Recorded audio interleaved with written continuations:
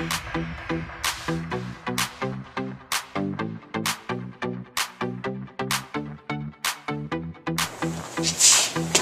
up, guys? How's it going? Mr. Arnold coming right back at you for another episode of History Comes Alive. And for this History Comes Alive episode, ladies and gents, we are going to be looking at one of the biggest empires in humankind's history. Actually, the biggest. We're going to be talking about the Mongols of Central Asia. And we're going to separate this into three distinct segments. The first segment, we're going to be talking about geography of Central Asia and the four khanates that would later encompass the Mongolian Empire. And second, we're going to be looking at ODFP, three specifically: Genghis Khan, Kublai Khan, and Marco Polo. Alright, in our third segment, we are going to be looking at the lasting legacy of the Mongolian Empire and the Ming dynasty of China that would one day overthrow them. So make sure you guys are paying attention and following along, taking copious notes. A lot of great stuff is yet to come.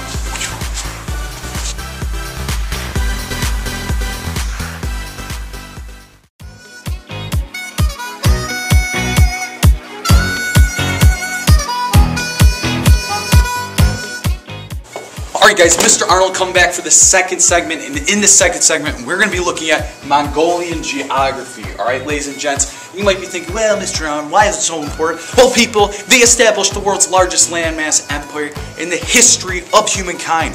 They established the biggest empire, the baddest empire, alright? And this is why it's important, so you got to make sure you're paying attention, alright, with this geography.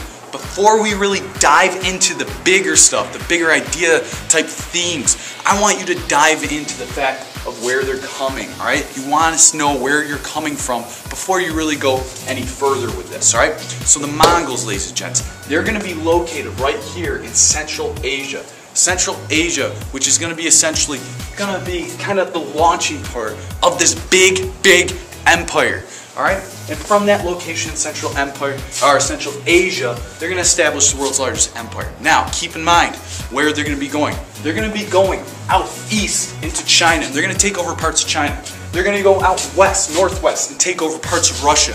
They're going to go down southwest and take over parts of the Middle East. And they're also going to go down south into places like modern-day Tibet. Alright? But keep in mind, 22%, a lot of land, right?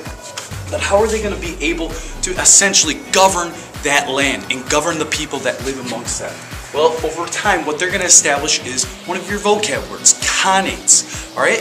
Khanates are essentially regions where the Mongols essentially establish states, regions, very similar maybe like the United States of America, okay? Khanates. We're going to have out over here the Yuan dynasty or the Great Khanate, alright? And we're going to learn about them with Kublai Khan in the next segment. Down south, we're going to have essentially the Ilkhanate in the Middle East, all right? And up north, we're going to have the Golden Horde as well. And don't forget the Shanghai Khanate, which would kind of be in southern Tibet or southern Asia into Tibet. All right? So keep that in mind. Next, also think about its location. But being between Europe and Asia, and the fact that the Silk Roads are emerging at this point in time, there's going to be lots of trade between Europeans and Asians. And don't think trade is just going to be goods and money and that specific things. We're going to also see influences and ideas take shape between the Silk Roads. And we're going to start to see Asian cities have certain Muslim characteristics or influences. Or we're going to start seeing Europe more trades or goods or ideas from Asia being used over in Europe. Alright, ladies and gents? So that's going to be the big idea, is that with this expansion, we're going to start to see European and Western culture really interact with this Asian culture, ladies and gents. And remember that. That's a big idea there. Now that's all I got for you for this first segment. We're talking about geography. We're going to get into ODFP very shortly. So make sure you guys are still paying attention. I know you guys love the ODFP segment. See you later.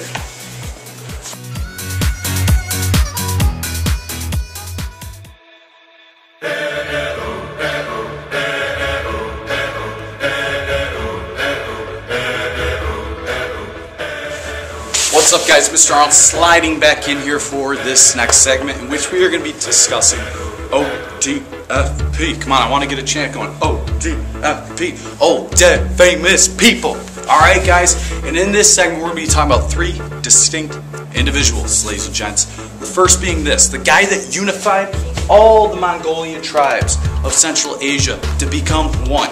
And that person is called Genghis Khan. Genghis Khan is going to be noted for unifying all of Mongolia into becoming the brute powerful empire that you are reading and learning about right now. He's the guy that started this party, alright? And he's going to take it to places that this party has never seen before. This empire is going to grow huge because of the influence of Genghis. Now Genghis Khan was a man or a boy who lived a very tough life. His actual birth name is Temujin. And eventually his father is going to be stabbed and murdered, assassinated at the age of 9. He's going to live a very rough lifestyle. And from that rough lifestyle, he's going to gain certain attributes and traits of being a leader that are unparalleled. And again, as I mentioned before, he's going to unify all of Mongolia. And they're going to start to expand their empire into parts like, as I mentioned earlier, parts of China, parts of Russia, as well as Persia, but they're not going to be able to do that without the influence of Genghis Khan. Now you might be asking, well, what makes the Mongols so much different than other people or places we talked about? They had advanced military technology. This is why they were able to take over all this area. They had guys that were on horseback. Alright, they had a cavalry that was fighting a flat piece of land, and it gave them a distinct advantage over others. In addition, they also have expert bowsmen on top of those horses. So can you imagine being in battle, seeing this coming at you, the galloping sounds, alright, and seeing just this, basically the day just filled dark just by seeing a ton of arrows in the sky, alright? That's what the Mongols had. They had the certain intimidation factor as well. So whenever they came into area, sometimes they just conquered it without even a fight. Now, Genghis Khan is going to be very, very tolerant of the people that he takes over. Alright, and this is going to be kind of noted and later replicated with his grandson, our next ODFP, Kublai Khan. Kublai Khan is going to basically be in charge of the Yuan dynasty in China, and he's going to try his hardest to keep Mongolian identity in China. He's not going to want to blend or absorb Chinese influence. He's going to instead open up trade. He's going to open the door for China, which was very ethnocentric and kind of shunned off from the rest of the world. He's going to open the door, and he's going to open up trade, and we're going to start to see the Silk Roads start to have more of an influence here. We're going to actually see Islam influence coming into some of China, guys. It's going to be that open. Now, in addition, Kublai Khan is going to meet our third ODFP. And this third ODFP is going to be so mind-blown by some of the things that he's seeing in Kublai Khan's Yuan dynasty that he's not even going to know how to react at certain points in the day. That person is Marco, where are you? Polo. Alright, he's a Venetian merchant that's willing to trade goods from Europe all the way into China. He's not going to believe what he sees. He's going to see people bathing, alright? He's going to see porcelain baths in fine china. He's also going to see people playing with kites, alright? Certain things that in Europe would have been centuries away from developing or inventing, alright? China, under Kublai Khan's rule, according to Marco Polo, was ahead of its time, alright? So, keep that in mind. The Mongols, they're going to be very tolerant of outside peoples. They're going to be very open. So which vocabulary term do you think it's going to be? It's going to be cosmopolitan. They're going to try and make China more cosmopolitan. And they're going to be very tolerant of the people that they take over. Remember, the influence of Genghis later going to Kublai Khan and how Kublai Khan impressed Marco Polo, that Venetian/European merchant, alright? And the influence that trade had in all of this between Mongolian Empire, mostly Asia as well as Europe, alright, and the influence that was created from that. Alright guys, that's all I got for this second segment. The next segment is going to be real quick. We're almost done. Make sure you're paying attention. A lot of great stuff yet to come.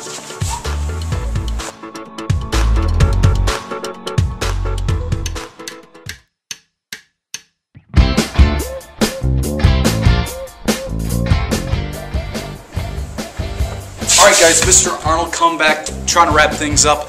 I want to talk to you guys about some of the big ideas associated with the Mongol Empire and tie that into their lasting legacy. Remember, the Mongolian Empire is going to establish the world's largest empire humankind's ever seen, 22%. But with that expansion, ladies and gents, we're going to start to see them become tolerant of other peoples. Alright, we're going to also see certain influences starting to take shape in the world between Europe and Asia. Okay? We're going to start to see certain things like trade popping up between the Silk Roads and, Kublai Khan and his magnificent city, Khanbalik, which is modern day Beijing, and how there's an influence going from Europe into Asia there. But the big idea is this, ladies and gents, the Mongols are not Chinese people. They're entirely different, okay? They're a total different group of people. They speak a different language, and they certainly have a different culture. So over time, they're going to occupy China, and if you're Chinese, what would you probably be thinking? I know if it was Mr. Arnold, I'd be kind of mad. And eventually, the Ming Dynasty is going to rise up and defeat the Mongols and kick them out of China and send them back to their homeland in Central Asia, which is known for being very flat, the steppes of Central Asia. Now, with that, ladies and gents, we're also going to see more things appear in humankind. We're going to start to see exploration kind of take shape. And this occurred with the Mongols in Asia, alright, between the trading of the Silk Roads. But the Ming Dynasty, because of the influence of the Mongols and how they opened up the doors for China, we're going to start to see some of the Ming Dynasty explore. We're going to have Zhang He, which is going to be a famous seafaring explorer. He's going to explore all of Southeast Asia, some other parts of Asia as well. Alright, and we're going to start seeing more of an influence take shape. So keep in mind the Mongol influence in Asia. Alright, it helped connect or bridge, alright, Europe with Asia, and it helped influence humankind into becoming more of a cosmopolitan type civilization. Alright guys, that's all I have for you today. I hope you guys had a good time watching this. If you liked it, please be sure to like it, as well as comment. I like that kind of stuff, and I will get back to you about it. But thank you for watching. I appreciate the view, and I'll see you guys next time for History Comes Alive.